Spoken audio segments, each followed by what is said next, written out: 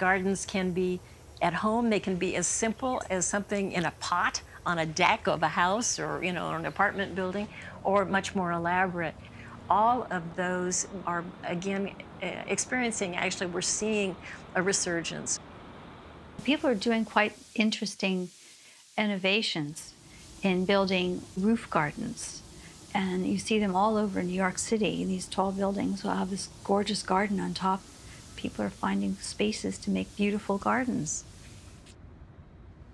Gardening, to have this lasting, deep power, needs to be in a collaboration with nature.